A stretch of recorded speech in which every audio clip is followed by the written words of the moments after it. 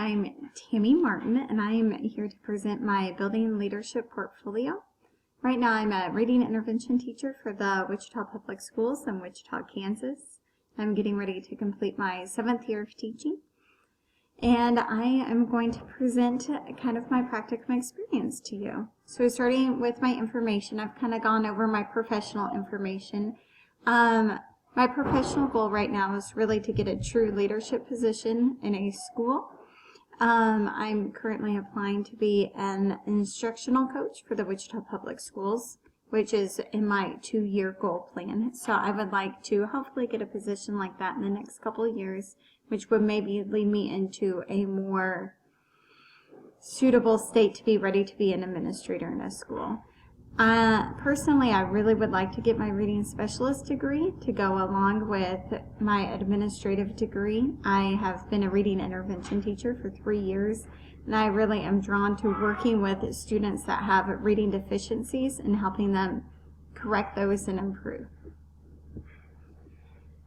My plan of study, you can see I've gone through all the courses. I started in August of 2014, and I've kind of gone through each of the courses, taking about 6 hours each semester, with 9 in this last semester, which has been a little bit of a challenge.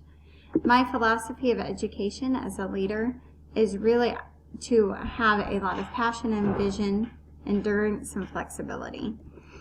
I really think that in order for a leader to be successful, they really need to be able to encompass these 4 characteristics along with others. But really, if you have these 4, I think that it will help you with your leadership.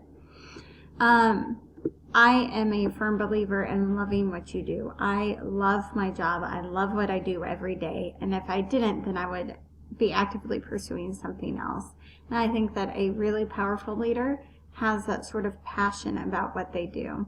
Not only that, but they know exactly what they hope to accomplish. They have a vision, a goal set that they want to get there, and they have the endurance to keep working in order to fulfill that vision, even if they need to be a little flexible.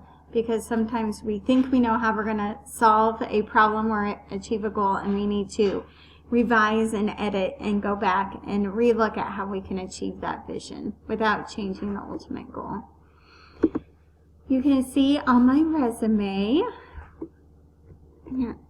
I really put that I am innovative and I'm very research driven. I believe in using best practices and research proven strategies in the classroom with my students. I am both an explicit instruction trainer and a cooperative learning trainer, and I've gotten to have some opportunity where I've worked with teachers training them on how to use both of those strategies.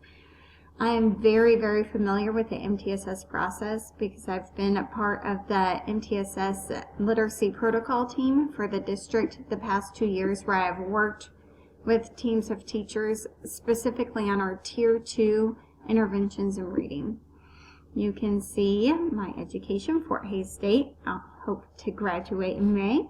I did my student teaching through Wichita State University, but my degree comes from KU. I am definitely a Jayhawk. You can see my professional experiences going through this and some of my qualifications, things that I've done. I've led a lot of district level in-services and mentored new teachers and had plenty of student teachers, which I really think will aid in when I make that leap to administration. I've worked with teachers, kind of fostering and mentoring them through. For my activity levels, you will see that my activities are heavy in elementary because really in my heart, I know that elementary is my place. That's where I belong.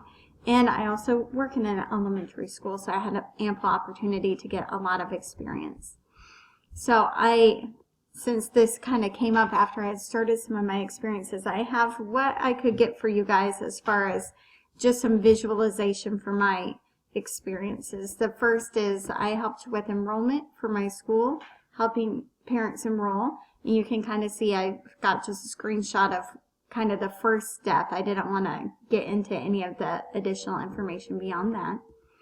I also worked with my assistant principal typing letters to local businesses. This one's to Arby's. working on forming a community partnership to help reward the students. And with our academic growth, we do academic games in the cafeteria, and then we use these free food coupons for our students who are incredibly low income, and this has been a great way to kind of encourage them. I also help develop these guidelines for success. You find these posters all over my school, kind of reminding kids characteristics that they need to have in place in order to be a successful student at our building. I worked on setting up, this is a custodial lesson plan. This is for our lead custodian who works 6 to 2:30. And I sat and kind of worked with him to develop what he would do, because we've had several instances where we've had a substitute custodian that wasn't sure how to fill in. And now we have these set for all 5 or 6 of our custodians, 6 custodians. And they each have a sub-plan, so if they have an emergency that comes up, we can pull one of these out and we're good to go. You can also see incident referral form. I've done a lot of work beyond probably what I've logged, working with students and going through the suspension process and things like that. I revised our campus response plan, our crisis plan, and since that information is confidential, I just kind of gave you a screenshot there of the header. And I also, within that crisis plan, developed our evacuation map, our evacuation plan, and then I worked with teachers to get our safety kits in place. Another thing I helped to organize was our Careers on Wheels event, which is a favorite of our students. And you can see this is just a little snapshot of our district newsletter, sharing kind of that information. At the secondary level, I got the chance to visit a secondary school for a couple of days on top of doing some work within the district I work in currently. One of the events I helped with was a middle magnet school process. We have a lot of magnet schools within our district, and so I worked with some of the middle school principals and some of their staff to put on a magnet school night, and students could come that were either in 5th grade going to middle school or current middle school students could come and look at magnet schools, and if they found a great home for them, they could apply for that. I also, in my visit to a middle school, got to be part of an observation and an evaluation meeting, and they use this McREL teacher observation tool. And so I have just a little snapshot of this that the principal had kind of scanned for me.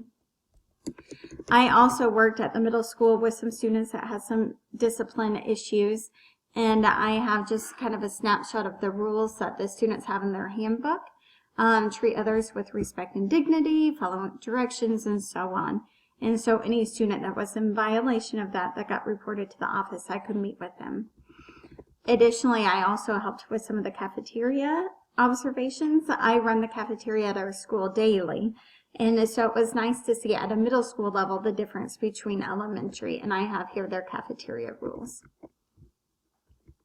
Finally, I do a lot of work at the district level, and I also have an event that was more at the national level, but I thought district would be the best kind of home for that.